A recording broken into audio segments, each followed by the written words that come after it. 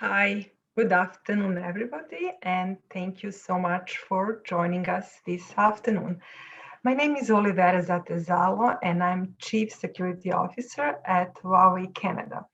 It is my responsibility as the Chief Security Officer at Huawei Canada to work in an open and transparent fashion with Canadian government and to make sure all local and all products and services we sell to in Canada, Huawei Canada sells in Canada, are compliant with local laws and regulations.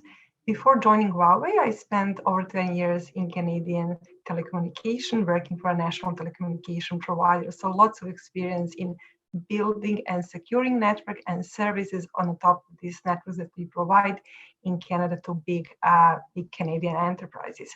So I'm here today to talk to you about best practices in managing and securing IoTs. But before we go into that, I would just like to take a moment and to thank CyberX team for the amazing job they are doing. It's the second year that I'm attending the CISO Forum, and I love coming back. It really feels like home, and especially important to me this year as we're all going through this difficult time. So thank you, CyberX. So with this, I'm going to move through our presentation. So first, I'm going to be talking to you about what brings IoTs to life. So over the last few years, we have been talking about 5G networks. As of last year, we've seen these 5G networks being rolled out around the globe, starting from Asia, Europe, even the smallest countries in Europe have deployed 5G networks. We have few 5G networks in Canada too.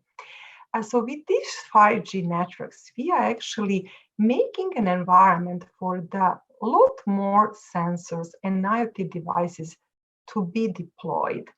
And actually, we are going to see these sensors being deployed all around us. So these sensors are going to be sensing environment. They're going to be collecting the data from our environment. They are going to be connected to the network, and they're going to be pushing this data through the network to big data databases.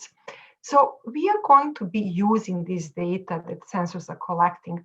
We're going to start building the services, and we are going to start monetizing this data that these sensors are pushing back to the big data databases.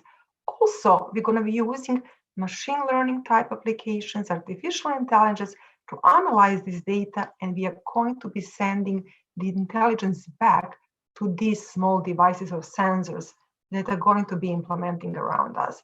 So literally all these sensors are going to be sensing, they're going to be connected, they're going to be intelligent. So with that, we are truly entering the age of intelligence.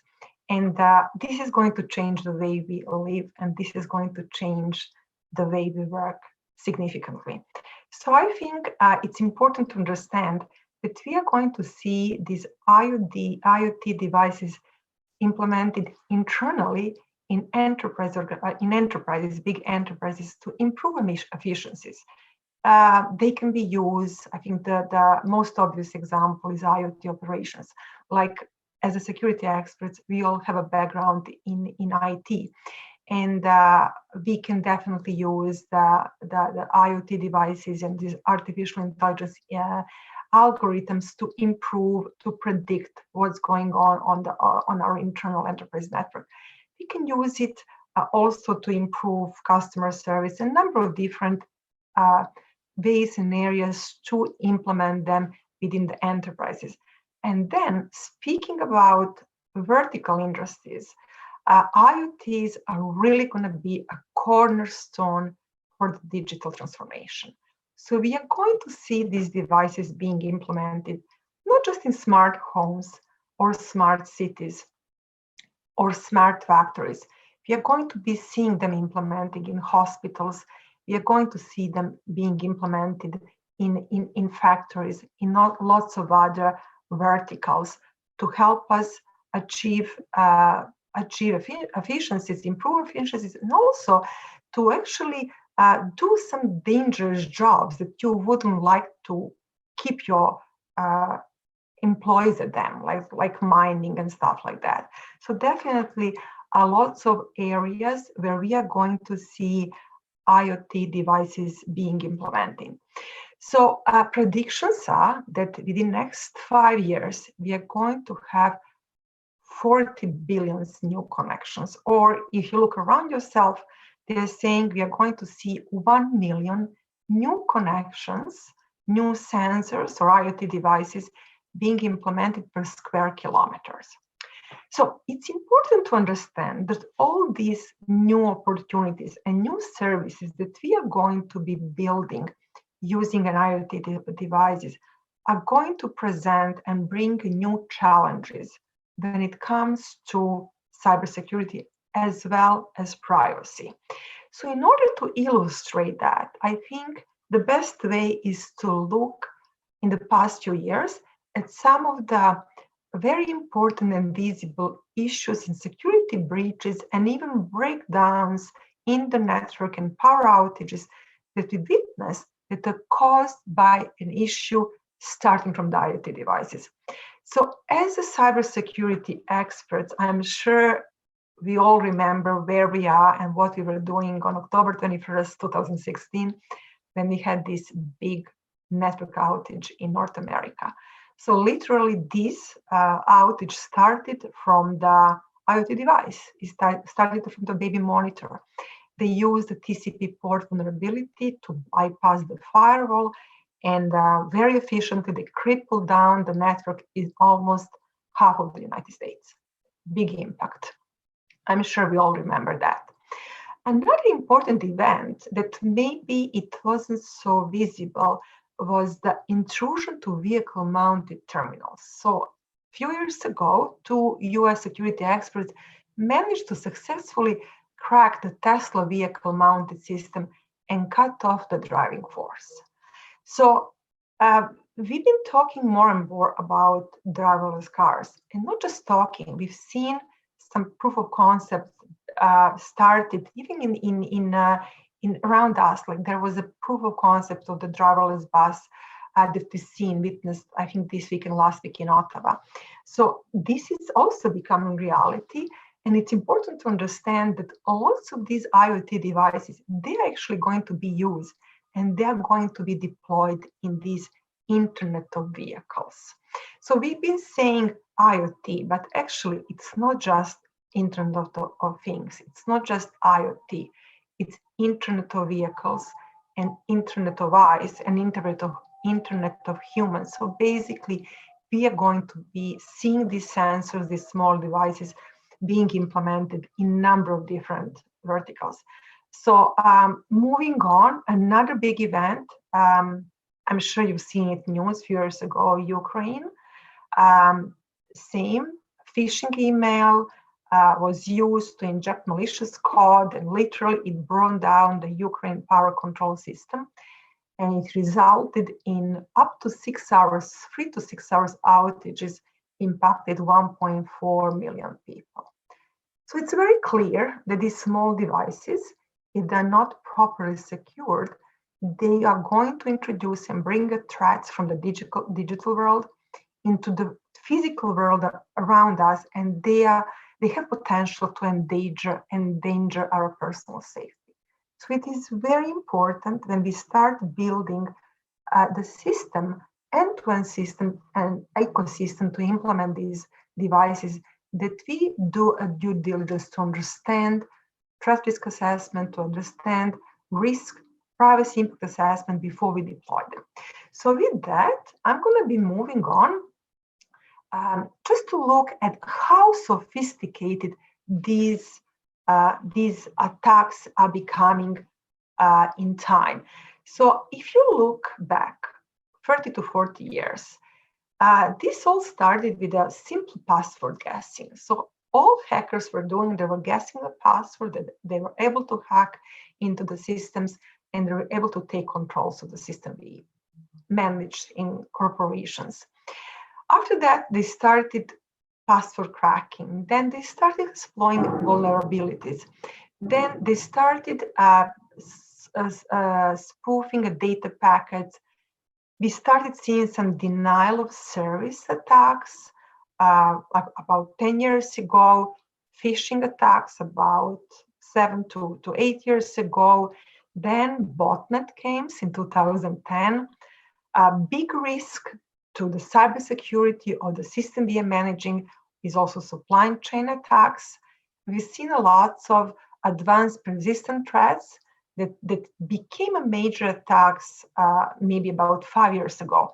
But over the last few years, we've been seeing more IoT attacks.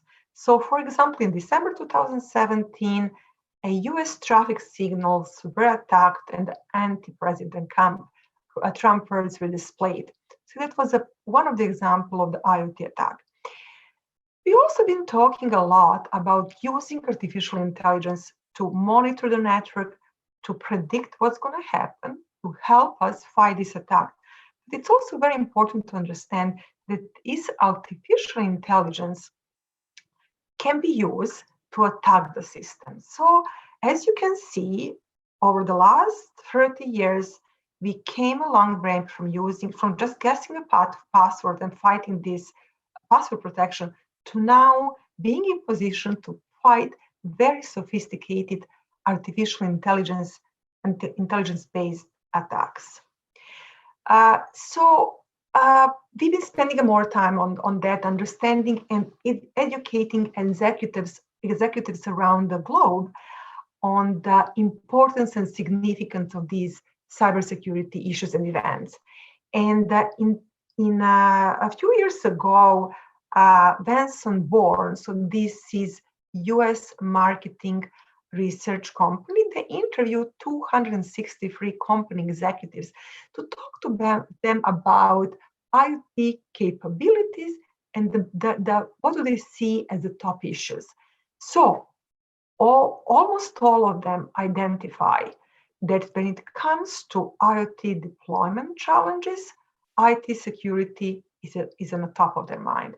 Also, when it comes to IoT service providers' capability, they're also identifying that their understanding, the provider's capability, their understanding of the IoT security threats and issues is a top requirement they look at when they are looking at the IoT service providers. Why?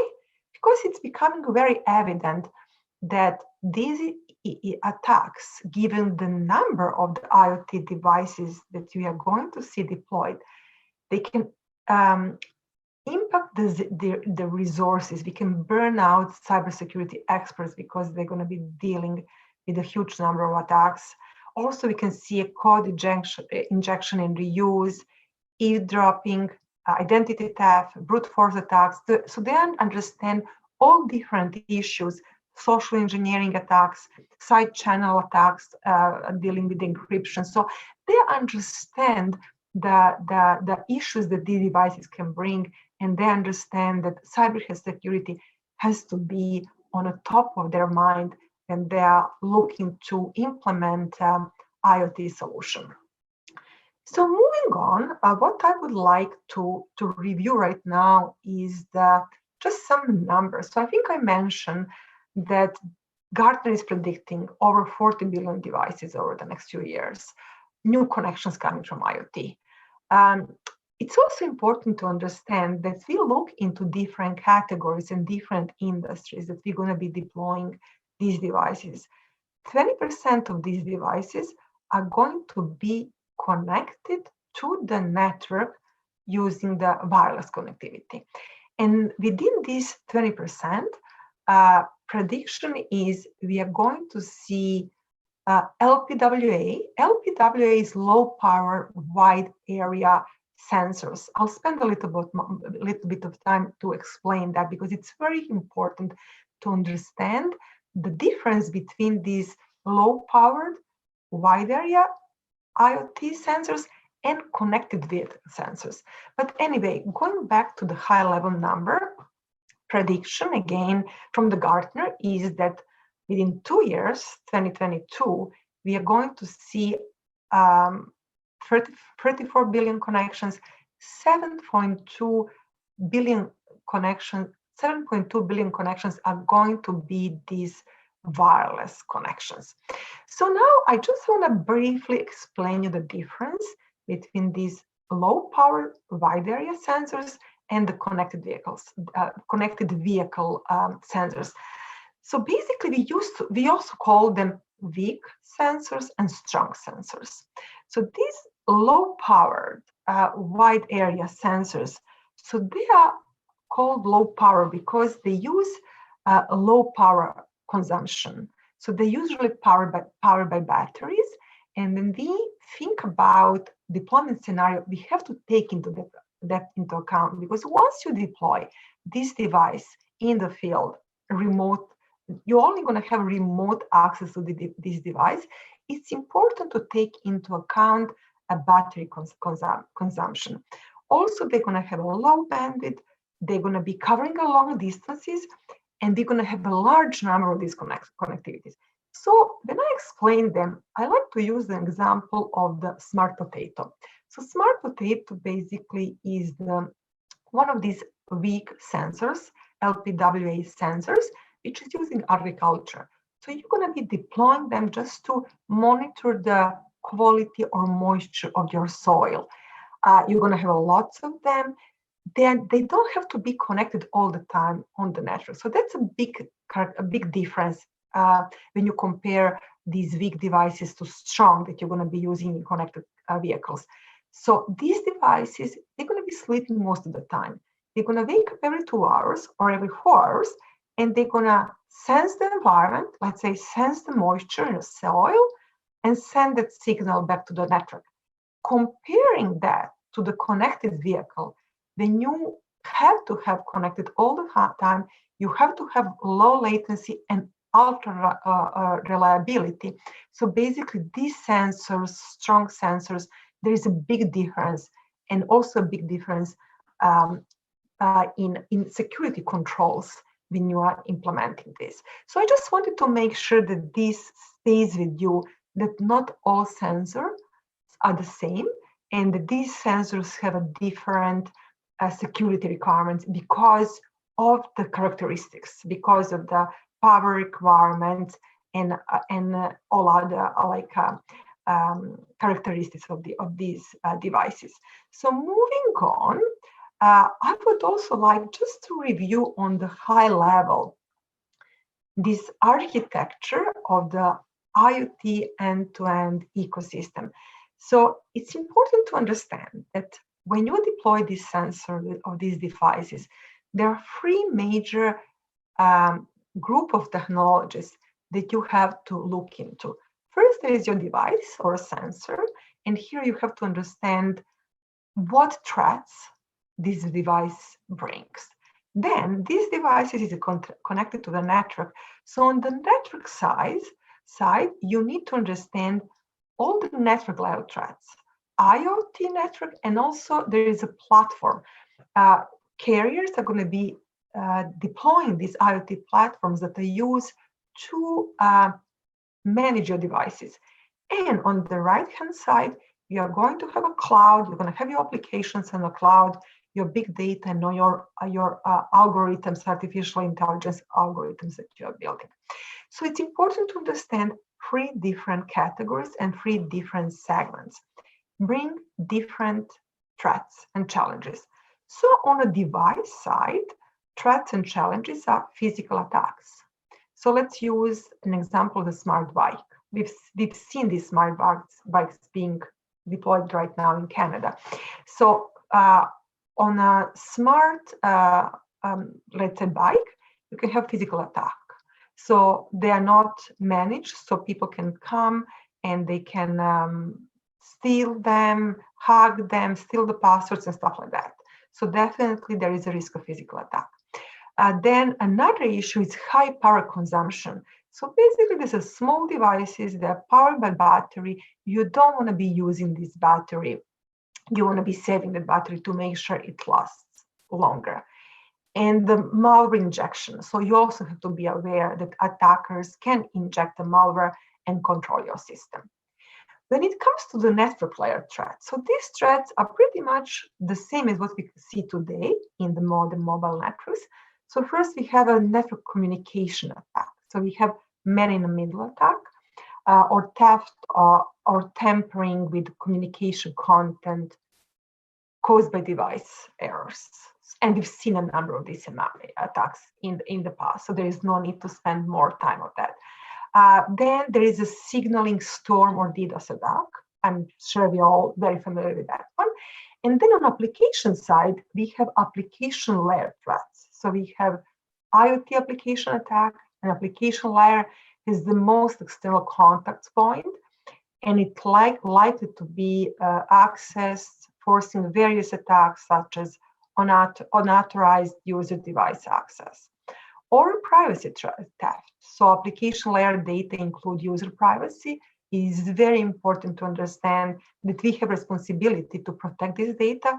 And it's also very important to understand that in order to build good privacy framework, cybersecurity is the foundation for that. And some cybersecurity foundation controls are actually foundation that we build privacy control on the top of them. So these are the different categories. So moving on, I'll just go a little bit more into the details to explain you these threats and to explain you basically how to prioritize them. So as you can see from this example, and we can use like Internet of Vehicles, or we can use the smart share bikes, or we can use smart cities and these lights, street lights that we control, or smart parking that we control with IoTs. So it's important to understand they are connected to the network and then we push this data into the application. So as we look at the different categories, first we have issues that comes from the device. Then we have an issue that comes from the pipe or from the network. Then we have issues in the cloud, and then security threats or issues in the application. So 4 different categories. When you stack them like this, it's clear that IoT security threats are mainly posed by the device, and they diminished at upper levels. Why? Because we know much more about how do we control our applications, how do we control our cloud, how do we control our pipe or our network. What we need to learn is specific threats that these devices are bringing. And again, when you try to understand and analyze, do a threat risk assessment, it's important again to look at these 2 categories, weak versus strong sensors. So on this page here, I have a comparison between LPWA or low powered wide area security threats and, let's say, security of connected vehicles. And I'm just going to focus right now in the interest of time on, let's say, device threats of these weak sensors versus device threats of the strong sensors. So definitely when we are talking about weak devices like share bikes or smart potato, these like other devices that are sleeping most of the time, it's clear that device identity simulation, it's one security threat that we have to take into account. Trust key attacks, software and firmware interfaces, secure remote management is becoming very important. Detection of attack devices, and I'll be talking about that a little bit more, because when you have a large amount of these devices, it's very important to understand how can you automate and how to detect attack and malicious devices in your SOC without manual intervention, and then violent and brute force cracking of the devices. So these are some of the issues that we have to take into consideration. When it comes to strong devices, this is more about authentication and encryption using certificate authorities for more sophisticated security controls. When it comes to the pipe issues, for the weak sensors, DDoS signaling storm, gateway vulnerability or incorrect configuration of the connections, improper identity authentication, or no encryption transmission, which is very important if you're trying to protect the data. When you're looking at strong devices, again, protocol, spoofing and stuff like that we have to worry about. Same as we go up on a cloud, unauthorized access, tenant intrusion is becoming a big issue, data breach and hijacking for the weak devices. On the connected vehicles, so these ultra reliable, low latency devices, different sets of issues. So it's a location leakage. We have to make sure we protect that. Data tampering and audit for the data. We have to make sure we have a way to audit not just the data, but the decision that we made. We have to prove how did we come up with that decision during the real-time operation, and unawareness of the abnormal vehicle behavior. So very different set of issues. And on application side, for the weak sensors, sensitive data breach, invalid access to the control, or incorrect security configuration. On the security of connected vehicles, we talked about Tesla intrusion, so Bluetooth vulnerabilities. So lots of these devices in the cars, they are Bluetooth devices, malicious application vulnerability of the in-vehicle entertainment system, or attacks on the APIs. So, as I said, it's important to understand that threats are mainly posed by devices. When you start your threat risk assessment, please make sure you clearly understand the risk the devices are bringing, and then just reuse the controls from the upper level that you're all familiar with, application cloud, and just customize them for the specific use. So moving on, again, very important area, and I would like you to remember this because it's very easy to remember, 3T plus 1M. So 3T plus 1M is the security reference architecture we use for the IoT devices. T is the technology. So we have 3 different technologies. We have device, pipe, and a cloud. 1M is a management. So all security controls we bring into the management. Easy to remember to make sure you don't overlook anything. So when we are talking about this 3T plus 1M reference framework security architecture, it's important to understand that we are doing all that first to comply with key laws and regulations in the local country we are operating in. So before you go into any deployment, you need to understand key laws and regulations for the country you're planning this deployment. You also need to understand industry security standards. There are a number of them. I'll spend a little bit of time just to list a few of them that you need to know if you're building IoT ecosystem. And the third one is standards of specification of major enterprises. And this would be depending on the vertical. Like if you are into verticals, you need to understand this specification. If you are smart city, smart homes, you need to understand all security and privacy controls, especially for the smart homes. It's a very sensitive area. We have to understand that. Okay, so now quickly, I just want you to remember, we don't have too much time. It's 1 hour presentation, but I just wanted to inspire you to continue learning on IoT security. So when we look at the 3T device, on device, also we're going to be categorizing weak devices or LPWA IoT devices versus strong devices. An example is connected vehicle. Very different issues and security controls that we have to ask for our vendors to provide or implement when it comes to implementing these weak versus strong devices. So I'm quickly going to mention, for example, for weak devices, trusted technology, DICE, DTLS plus. So I'm going to spend just a minute here to explain you.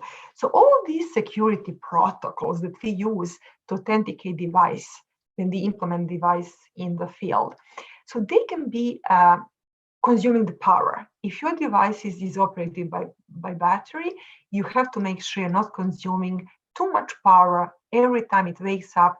It authenticates itself against the network. So this protocol, for example, DTLS,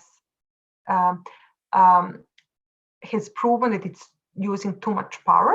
So we came up with the concept of DTLS Plus.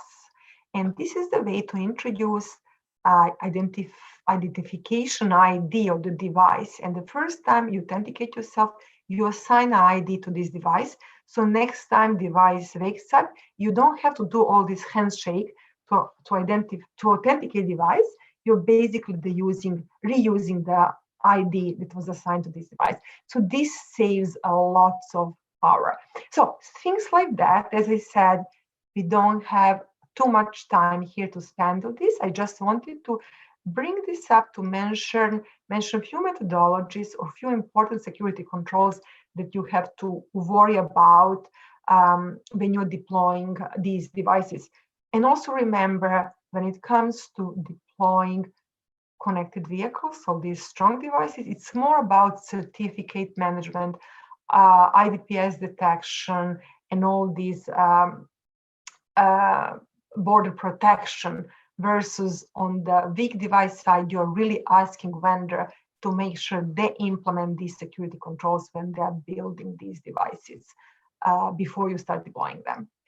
On the pipe side, again, I'm going to mention again anti-DDoS, signaling storm, the detection and isolation, malicious devices is very important. I'll talk about that later on. In the cloud, big data analysis, machine learning, intelligent threat detection, and also IoT asset security situation awareness. Also make sure you understand what is the industry you are deploying this, and look at the threats that are specific to that industry. So why do we do all this? So key concept of these security frameworks are first, compliance, as I mentioned. We have to ensure security compliance and build a key capability. Second concept is synergy. We want to make sure we use a synergy. So we're going to be collecting a lot of data in the cloud. And some of these use cases are going to be similar. So we want to use that to our benefit. Then focus. We're going to focus on these weak devices and these strong devices and provide support for other domains, because we can learn a lot. Like when we deploy Internet of Vehicles, we can learn a lot about these strong sensors that are ultra reliable, low latency, and we can use them for remote surgeries or remote ultrasound, or all these are the use cases that require these ultra reliability and low latency performance. So these are important key concepts that I would like you to remember, take away. So moving on, let's use one example. Let's say a bicycle sharing, to see how this all works and to see how we deploy this security. So with the bicycles, they actually live around the town. You can find them around the town. Attackers or hackers can hack into, they can break the passwords. When they break a passwords on these bicycle, they can unlock a bike and use it free of charge, or also they can use the password and then fake the payment in the back office application. So as you can see, just cracking the password can cause a number of different issues along the line, from the bicycle, from the device, to actually issues in the financial systems in the back office with payments and stuff like that. So anyway, I think in the interest of time, I'm not going to be going into too much details, but just let's say on a device side, on a bike side, the recommendation is to use two-way authentication and encrypted DTLS plus to reduce the power consumption of bicycle lock. On the pipe, we should be using characteristics of the IoT platform to detect and isolate malicious behavior. And on the back application side, we should use this DICE trusted measurement for bike locks to prevent unauthorized firmware and passwords update. Okay, so moving on. Another very important area is detection and isolation of the malicious devices. So as I said, we are going to see a number of these devices being implemented. It is going to be absolutely impossible to do a manual monitoring in the security operations center. So it's very important to spend the time up front with your user group. Depending on which industry you are in, you want to spend the time with your users, and you want to also understand accepted behavior of your device. You want to understand IT device property. You want to understand IT device configuration and errors and alerts from the edge and from the platform, security vulnerabilities and security threat intelligence. You want to feed all that into the SOC and have your SOC team build an algorithms to monitor for unacceptable and abnormal behavior. When you notice a device that is not behaving normally or it's stepping outside of the normal behavior, you wanna isolate it right away till you get more information to be able to see, do you require a patch, do you require a reset, you need to disable and isolate this device. Then when you fix this device, you're going to be keeping in a quarantine to make sure it's behaving the way it is behaving before we put it back into the healthy area and put it back in operation. So it's very important to understand that for the weak devices especially, it is possible to automate this, and it's actually necessary to automate this. Otherwise, your security team and people in SOC are going to be burnt out with the issue. So it's very important to be able to automate this. So moving on, I just want to use an example of the smart factory and risks that we're going to be seeing introduced in the smart factories with these IoT implementations. So definitely we are going to see a lot of IoT devices being implemented in the smart factories to automate everything. So again, it's important to understand that specific issues along the stack: device security, network security, control security, application, data security. So quickly, I'm going to walk you through the changes of a few of these categories. So for example, device security. Right now we have traditional machines. When we start automating them and bringing IoT devices, we are going to see highly smart machine, and you're going to see embedded operational systems and a software in this machine. So these machines are going to be exposed to the network attack. They're going to start being vulnerable. So traditional security threats are going to be many vulnerabilities and rapid spread of the Trojan horses. On the network side, it's also very important to understand that these two-layer, three-level networks are going to be moving, and that actually we are going to see lines in between our network segregation domains going away. So basically, you can have a TCP attack being launched on the factories. Traditional static policies and security zones are going to be shifting into dynamic and flexible policies. So it's very important to understand that once you start building these IoT devices, you connect devices from the different security domains.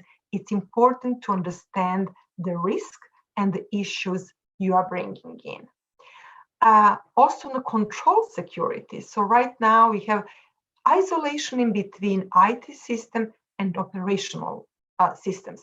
When we start moving to more automated factories and smart factories, these traditional control systems actually they're going to be merging with the IT system. So there is not going to be clear lines.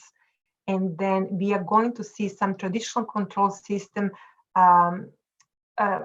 being taken away at the expense of security protection, including authorization, authentication, and encryption. So definitely we are going to be changing this clear line in between IT, or front offices and back offices, as we call them in some industries. On application securities, a new business model, network-based collaboration, service-oriented extensions, and lots of different issues are going to be bringing this into smart factories. And very important, it's data security. So we have to make sure that important industrial data and user data are protected. And this can be difficult. So various protection requirements are imposed, different data types, data flow directions, and path have to be investigated, and we have to clearly understand the impact and the issues. Okay, moving on. I'm sure everybody at this conference call is familiar with the changing and more demanding requirements for privacy protection. So here I'm going to be focusing a little bit on GDPR because this was introduced in Europe. I'm sure we all understand the air domain, so the GDPR compliance.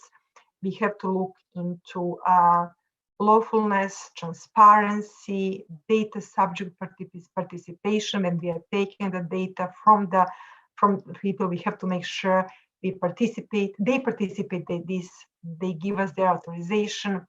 We also have to educate them and inform them about the purpose, how we're going to be using the data. We have to set purpose limitation. We have to use this minimization methodology and only use the minimal set of data that is required to be used. Also requirement for accuracy, security, and very important traceability. So all these GDPR compliance requirements, they're fed into the data security controls for data collection, transmission, and storage, which are three very important areas of the data security. And then they're also given to the IoT data privacy protection theme, as they need to make sure they implement these GDPR requirements through security controls into the privacy controls, understanding the flow of the data through these different domains, from data collection, data transmission, data storage, data processing, sharing, and data destroying of the data. So I would like to highlight in 1 hour presentation, we cannot get into all these details, but if you're working for the corporation that's selling or has offices in Europe, make sure, I'm sure you know about this, you have to take this into consideration. And you have to clearly understand the impact, and always remember that in order to have a good privacy protection, cybersecurity is the foundation. We have to make sure that cybersecurity controls are built in to protect the privacy of the personal data. Now we are getting into these regulation, industrial standards for the IoT security. So what I would like to highlight here, that it's very important to understand that this ecosystem, IoT end-to-end ecosystem, is very complex. And it's important to collaborate and to work together with industry, vertical industries that are bringing these devices. It's important to work with standard bodies, and also it's important to work with the local governments. Here I just mentioned a few industry alliances that are important to remember, but depending on which industry you are working in, make sure you understand if there is already an industry alliance, and get as much as you can from them about security and privacy controls. When it comes to standards, it's important to mention that all well-known standards like NIST, GSMA, ISO, they have IoT security standards. Make sure you follow up with them. And also government, it's important to work with the local governments and understand if they have any laws and regulations that you have to comply with. So moving on, also I would like to highlight that in order to build these all-around healthy and open IoT systems, we have to partner. We have to work together with a device vendor to make sure We have a specific security and privacy validation implemented in these devices. We have to start building these open labs where we can bring these devices and understand the use case and test them before we put them in production. We also have to go into joint innovation and start collaborating with the vertical industries who have an interest to partner with us. And here, I just want to briefly mention, we've seen a number of IoT devices, a number of IoT use cases implemented around the globe: water meters, smart parking, smart city lamps, gas meters, bicycle sharings around the globe right now, smart smoke detectors, just to name a few. And actually, speaking about that, today in Canada, TELUS just announced that there is agriculture for actually smart agriculture. So watch out for this news. We are going to see more and more about these smart IoT devices being implemented in a different vertical industries. So with that, I just want to again remind us that the best way to build security practice, to build a healthy end-to-end ecosystem is to work together, to bring and to build IoT security alliances, to bring in standard bodies, to work with them to give us their requirements, and to work with the vendors on implementing these standards and requirements, both into their development life cycle and manufacturing life cycle, and as well during the verification and certification testing in these open labs. And on the right-hand side, you also have a few IoT security like alliances and the standard bodies that we've been working with. 5G AA is for the smart vehicles, 3GPP is for the 5G. They also have a section for weak and the strong sensors, one M2MEM, and other companies. I'm sure I wanna remind you to look for them. So this brings us to the end of my presentation, and I would like to thank you for attending. Again, I would like to thank CyberX for this opportunity. And right now, I would turn back to the audience to see if there are any questions from the audience that I can entertain. Thank you, Olivera. The first question here is, it's a two-part question. It's what are some of the best practices around audits with IoT? And the question really is, how often is enough to run audits? Amazing questions. I've been spending a lot of my time on that. And actually, I've been speaking a lot about thinking ahead about IoT and artificial intelligence, cybersecurity, and privacy framework. So basically, what you need to do when you are bringing a new service to the organization or or to the enterprise, you have to revisit your cybersecurity and privacy governance framework. You start from them and you identify all areas where you have to change your policies. And I'm sure you're going to identify a lot of areas. So let's just bring, for example, cybersecurity. So there is R&D policies. There is a policy for your HR, how they're bringing people, very important policies. There is policies, how do you introduce a new service? How do you, as I said, do your research and development, stuff like that. So first you identify the areas, identify the policies, and then just follow your regular audit requirements. Usually, for the regular enterprises, audit is once a year.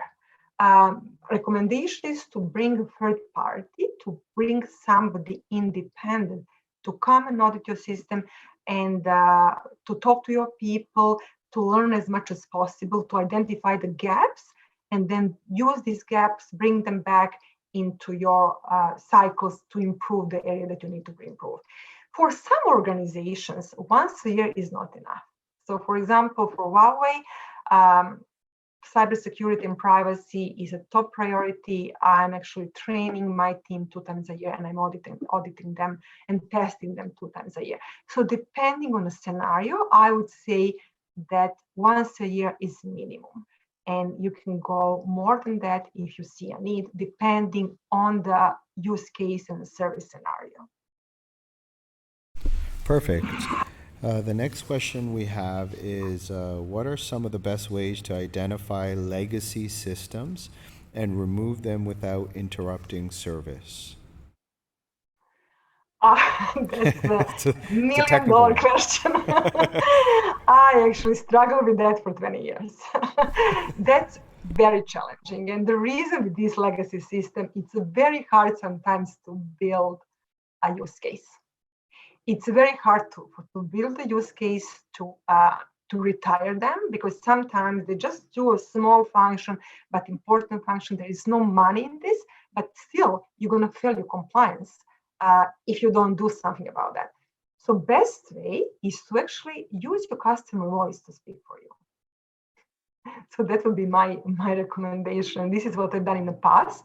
So usually when customers buy your product, they actually have a set of security and privacy requirements that you have to comply with internally. And you can use that to build a use case with your manager. Just explain them. If you fail that audit, if you fail that compliance from the customer, what is the financial impact to the organization?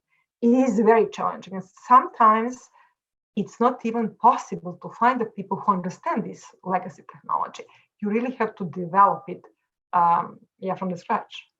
And just looking at the black box functionality, not even understanding how this was built on originally. So it's a very challenging, I feel, for the people who have to go through that, because I've been through that lots of time. And going back to the question, I think the best way is use your customer voice and speak through that voice and convince your upper management that you're going to be using that customer if you don't comply. Thank you. Very good answer. That was very helpful. What are some of the best practices around data disposal? Oh, for data disposal, my recommendation would be to go to NIST. So NIST has a very specific security controls for data disposals. And actually not just that, but there is a certification that you get that you dispose your data as per NIST controls.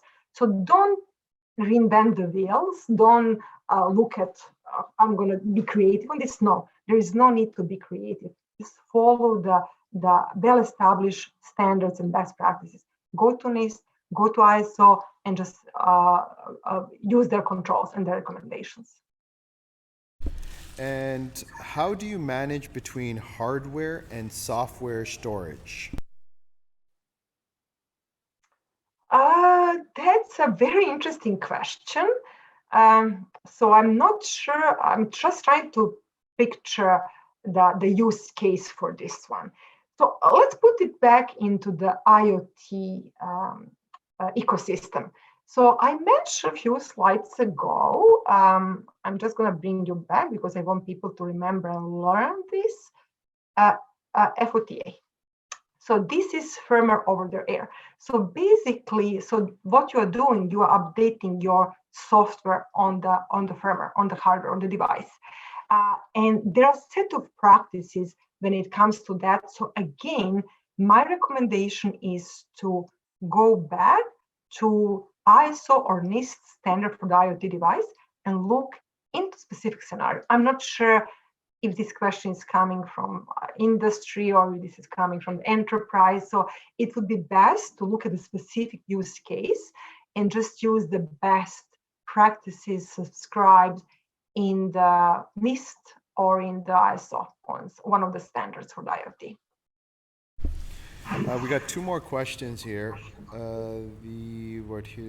Okay. What are some of the priority areas for Huawei in delivering IoT-based solutions in healthcare? I think when it comes to healthcare, privacy is always going to be a top priority. So I think it's important to understand that everything that has to do with the health of patients has to be protected. So you clearly need to do privacy impact assessment of any of your solution.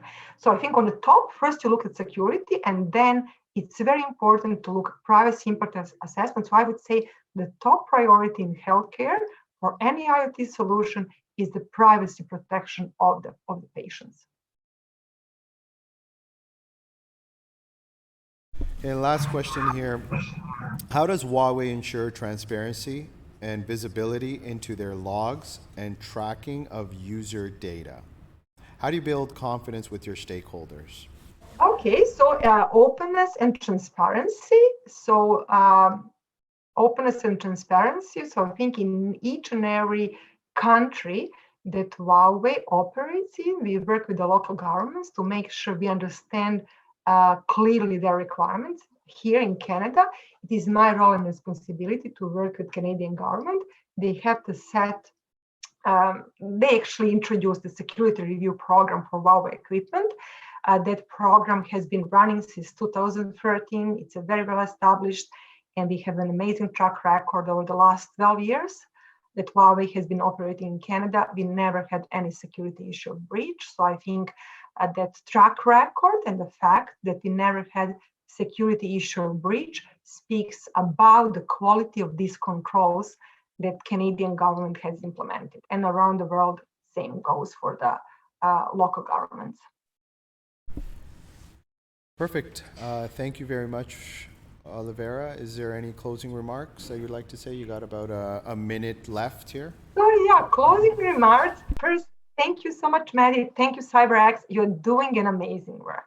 I love coming back to these events. I really feel like I'm among friends, I'm at home, and I love sharing and having these engaged discussions. When it comes to IoT, it's important to understand that it is a very complex ecosystem.